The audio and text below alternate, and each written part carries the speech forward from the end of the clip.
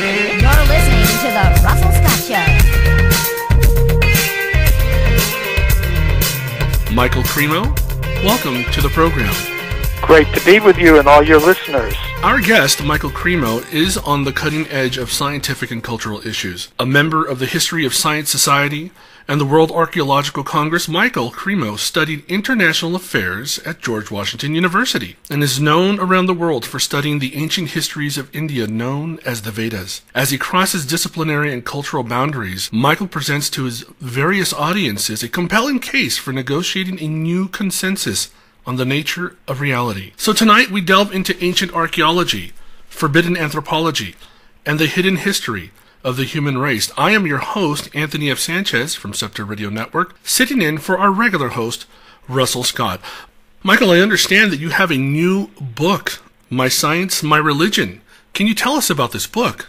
It's a collection of 24 papers that I've presented at mainstream scientific conferences. And this is a little bit unusual because in my presentations to the scientists, I give not only scientific evidence, but a spiritual perspective. And many scientists today are a little bit uncomfortable with that. They think you can't mix science with religion. I don't agree with that. So that's why I called this book My Science, My Religion.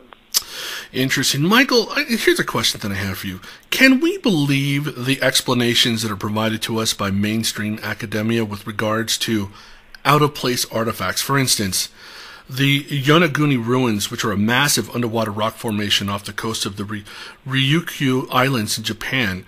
This is a formation that is believed to be at least, let me rephrase that, not a formation, but a structure that is at least 10,000 years old, placing its date of origin back to about 8,000 BCE. And there's also the Megaliths of the ancient quarries of Baalbek, also known as the Heliopolis. There's the Stone of the Pregnant Woman, massive megalith. And then the 250,000-year-old human artifacts discovered in Huatlaco, Mexico, near Puebla, which were accurately dated by geologist Virginia Steen McIntyre. Can we believe the explanations from mainstream academia that seem to discount the fact that these out-of-place artifacts predate the known understanding of mankind's existence? Well, yes, I believe we can be a little bit skeptical about all the efforts to dismiss this evidence for extreme human antiquity. I believe there's a process of knowledge filtration that goes on in the world of science.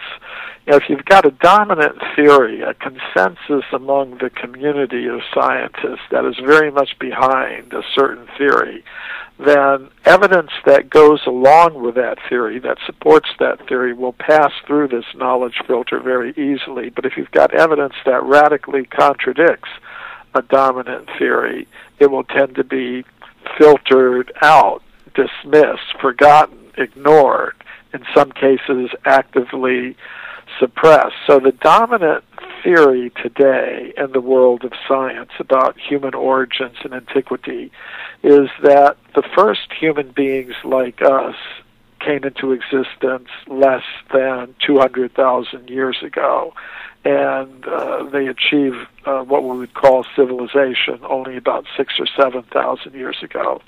And that's what you'll read in most of the textbooks, and you'll see in the textbooks only the evidence that supports those particular ideas. But if we look into the whole history of archaeology, we'll find that scientists have actually discovered much evidence showing that humans and human civilization are far older than what is being presented to us in the textbooks. And you mentioned a few of those cases. In my book, Forbidden Archaeology, I've documented hundreds of such cases, going back not only hundreds of thousands of years, but indeed millions of years. It's funny how we seen Virginia Steen McIntyre, the geologist, her career essentially ruined for wanting to disclose the fact that the the artifacts, these human artifacts that were discovered, which she and 3 others were asked to date, they were 250,000 years old. Now, if their dating methods were accurate, that opens up just a wide array of discussions that will really change the way we think about humanity and its origins. Absolutely. I know Virginia Steen McIntyre personally. She's an American geologist, and she, as you mentioned, was involved in dating an archaeological site in Huatulco, Mexico.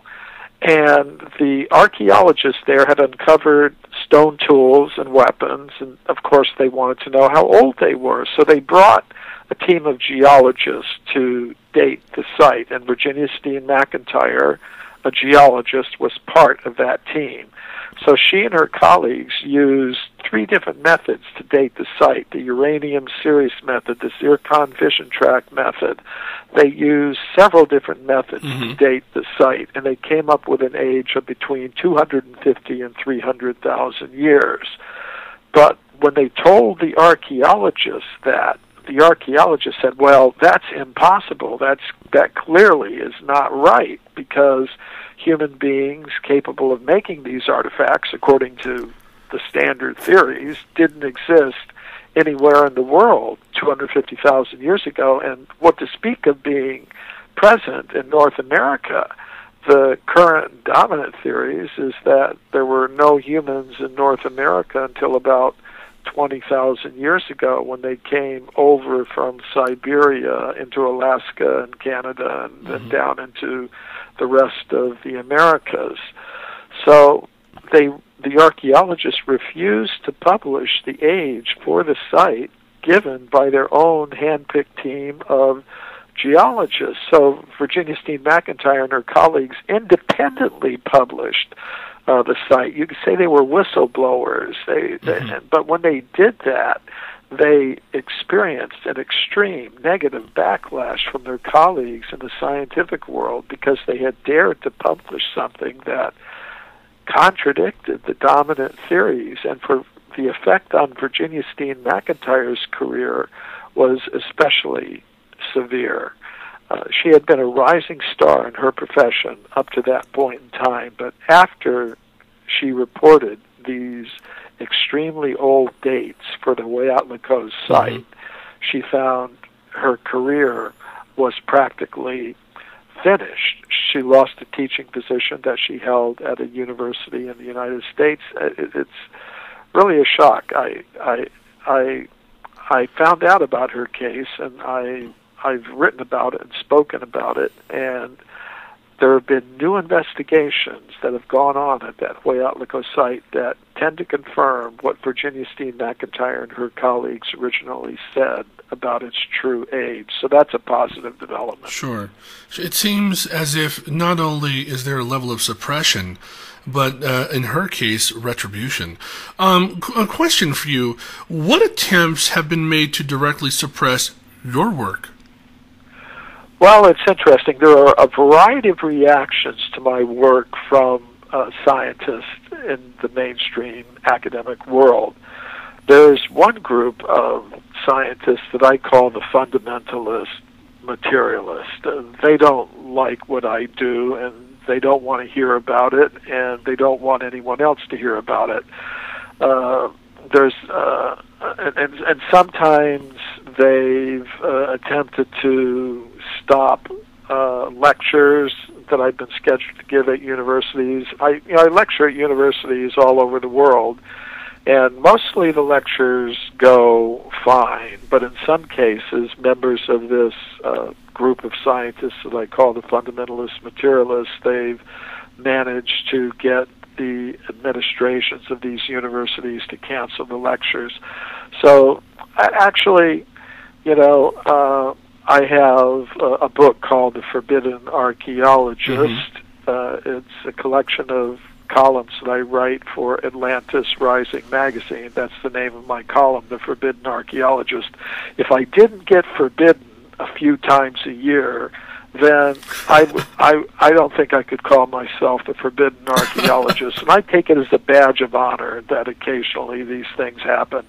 However, there are some open-minded scientists who are willing to listen to what I have to say. They're willing to consider alternatives to the current theories, and I'm not saying that they necessarily agree with me, all of them, but at least they're willing to listen, and I think that's an important first step. If ideas are really going to change, scientists have to be willing to listen to new ideas and not try to suppress them and prevent people from hearing. So there's a theory out there which talks about human evolution and the progression of humanity, essentially, from, over the last 100 years. We've seen this exponential leap in technology and advancement. We went from the horse and buggy to the Ferrari and the space shuttle and microcircuitry, and we've just seen so many advancements in the last hundreds alone, in particular the last 60 years. So there are a lot of theories, and some of them are not accepted. For instance, there's Zecharia Sitchin, who talks about these Anunnaki, which coincides with one mainstream idea, sort of. There's the Mitochondrial Eve Theory, which states that we emerged from some part of Africa some 250 to 300,000 years ago, magically upright and highly intelligent. How do theories like that fit into your own theories on human evolution? Well, the question of where did human beings come from is a very important one. And I think even before we ask that question, where did human beings come from, we should first ask the question, what is a human being? Now, today, many scientists are convinced that humans are just machines made of molecules, and they think our consciousness is just produced by chemicals interacting in the brain. So, because they think we are just machines made of molecules, when they think about human origins, they think, you go back to the beginning of the history of life on Earth, we're just some molecules floating around in the ocean, and then some of them must have somehow combined together to form some first single-celled creature, and then those single-celled creatures started sticking together. Some of them became fish, some of them became amphibians, which became reptiles, some of them became mammals, which became monkeys, which became ape men, which became human beings fairly recently. I don't accept that idea. I think there's more to a human being than a collection of molecules. I think ultimately we're beings of pure consciousness, and I don't think consciousness is produced by chemicals interacting in the brain.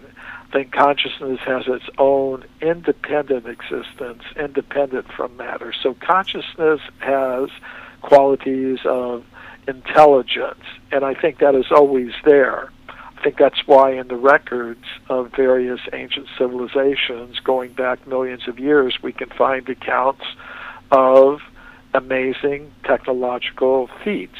We can find, for example, in the ancient Sanskrit writings of India, descriptions of civilizations that existed on Earth millions of years ago with aircraft, spacecraft, advanced medical knowledge, military science, including weapons resembling modern nuclear weapons, and so on. So I don't think this burst of technological advancement we've seen in the past century or so is the first time that humans have achieved these things. I think civilizations have risen and fallen many times in the long history of the Earth, going back many millions of years. I think there's also an extraterrestrial element to it. I don't think we're alone in the universe. I think we're part of a whole cosmic hierarchy of beings. So I think there are a lot of explanations for the kinds of technological advancement we've seen, and which also existed in the past, as far as I'm concerned. So when we see ruins like in Turkey, we recently discovered the Göbekli. Oh my goodness, I'm forgetting the pronunciation. Göbekli Tepe. Yes, thank you very much. Supposedly, these are ruins that date back to 12,500 years ago.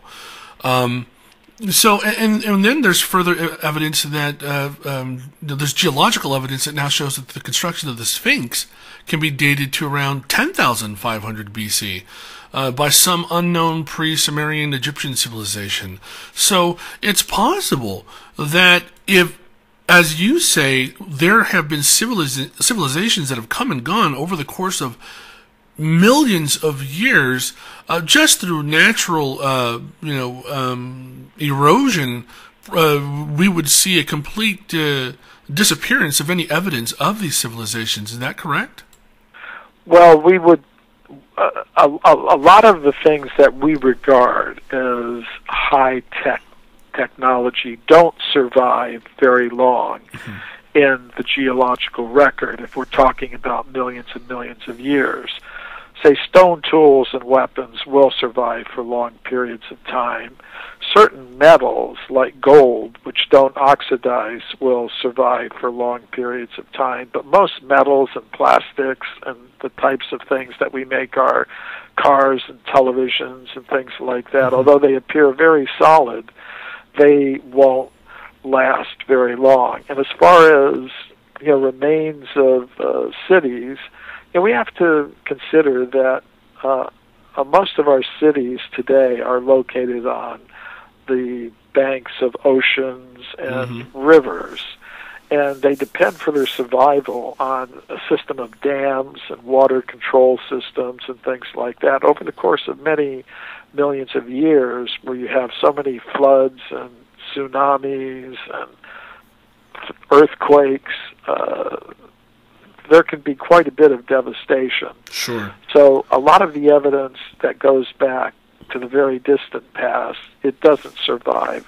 But there are enough surviving bits of evidence to show us that there has been a human presence on Earth going back millions of years. For example, there was a case reported early in the 20th century of some miners who were working at a coal mine in Heavener, Oklahoma. And they had gone down about 2 miles, and they were mining coal, and they found a wall built of 6-inch cubic blocks of stone that were polished to a high degree so that you could practically see your reflection in them, like polished marble or something. So when the miners reported that, they were taken out of the mine and sent to another mine, and the mine was closed. So there are interesting bits of evidence that show that civilizations have existed far more deeply in the past than most people could even begin to imagine.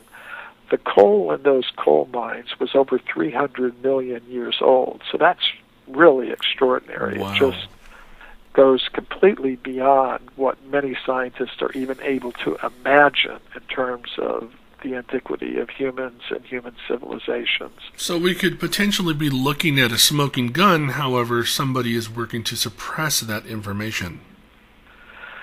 Yes, and I mean, we see that governments, that institutions do try to control information.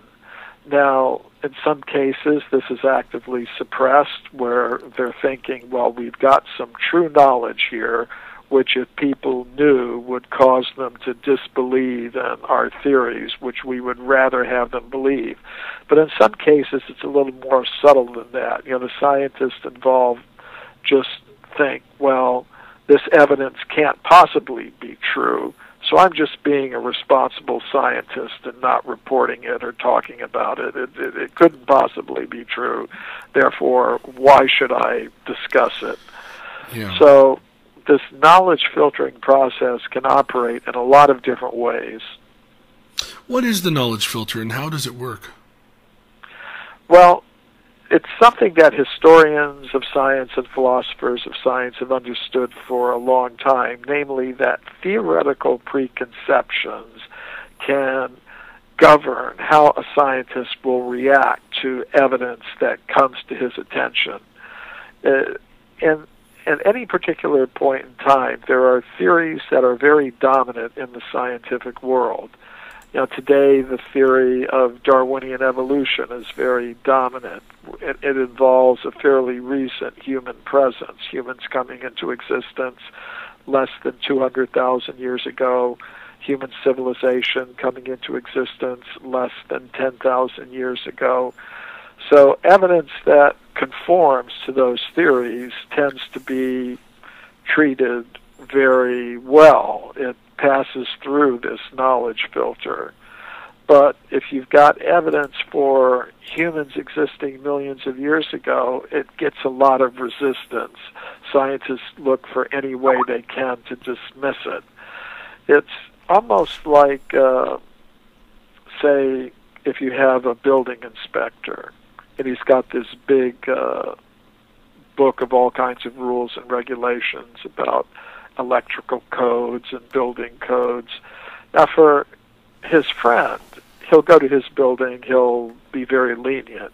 But for somebody he doesn't like, he may kind of pick out every little thing to try to get the building condemned. In other words, there's a double standard. And we don't like that.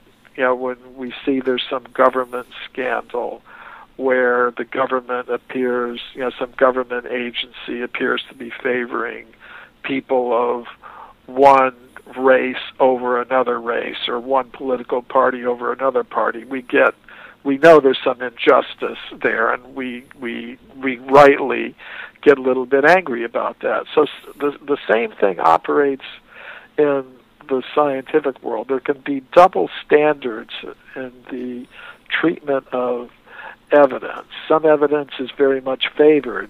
Other evidence is very much discriminated against unfairly. Interesting.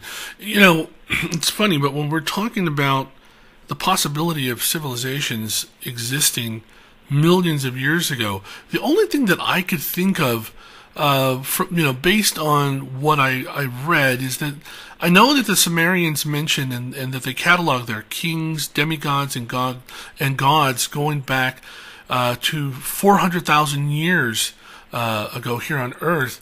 But again, that whole library of information that emerges from the Sumerians differs from the work that you do and the information that you present us with. Let me ask you a question about human de-evolution or human devolution. Am I pronouncing that correctly? I use the pronunciation devolution. Devolution. Yes. What genetic evidence do you discuss in your human devolution book? In that book, I look at the evidence that many scientists try to use to show that humans like us evolved fairly recently on Earth. They use mitochondrial DNA evidence, for example. This is passed down only from the female, the mother's line. It's not, the males don't have it. It's a special little kind of DNA that exists outside the nucleus of the cell in little bodies that are called mitochondria, and they're found in the female egg. And they're passed on to the child through the mother only. And scientists, they believe, well, if you look at all the diversity in the mitochondrial DNA among human populations existing today, then you can calculate when it all must have been, the diversity wasn't there, that it coalesces, that it converges on a single type somewhere back in time.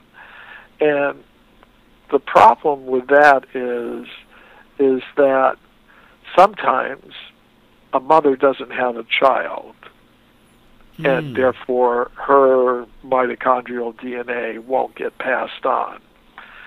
So in the long course of human history, there are many lines of mitochondrial DNA that have disappeared from the record. So if you're looking at the diversity that's there today, that's not the complete story. And if you were able to introduce all this diversity that's disappeared over the course of time, you'd have to trace the origins back much further than the 200,000 years they now trace it back to some original African Eve, as they say. So that's one of the things that I talk about. Another thing that I talk about in terms of genetic evidence is the lack of any evidence explaining really how any complex feature of our modern human organism has actually occurred by genetic evolution.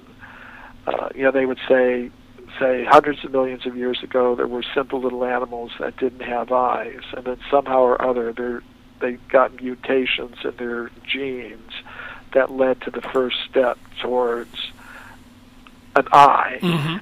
And then but nobody's really been able to tell us exactly what genetic changes took place over these hundreds of millions of years that led to the origin of the human eye, which means we're just being asked to accept that on faith.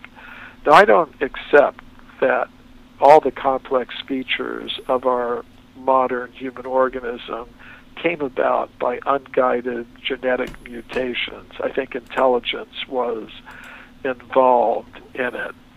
When we see the latest smartphone or automobile, we don't think that just popped into existence somehow.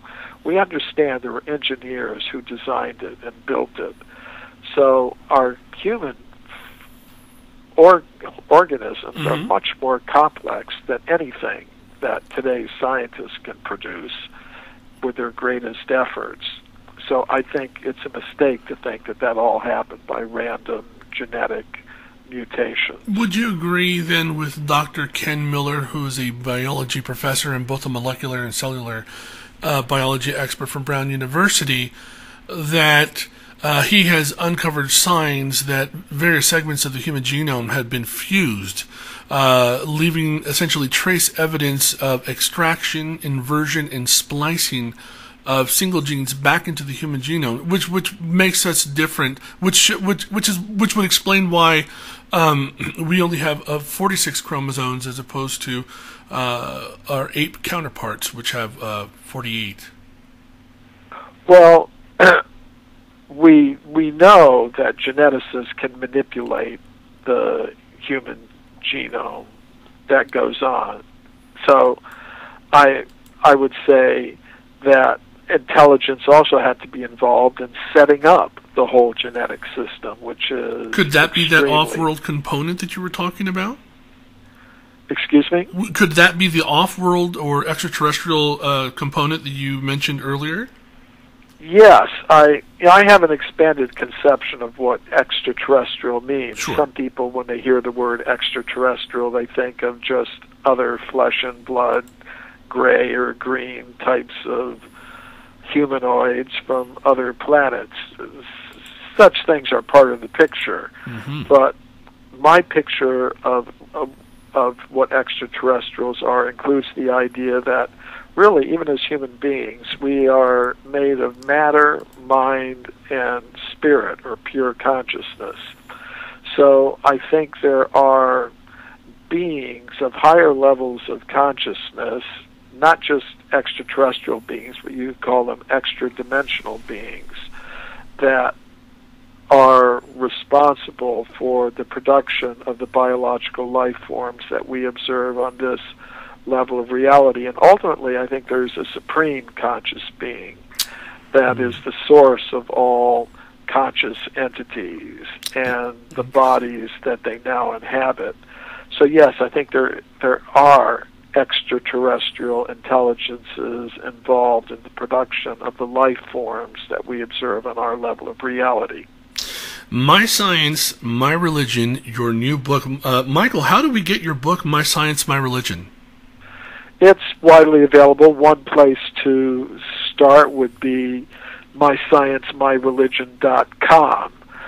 There's a special website dedicated to the book. Readers could also look at my personal website, mcremo.com. They'll find information about the book there. It's also available through other internet booksellers. Thank you so much for being with us on the Russell Scott Show today, Michael. It was an honor to speak with you, and we look forward to having you on the show again.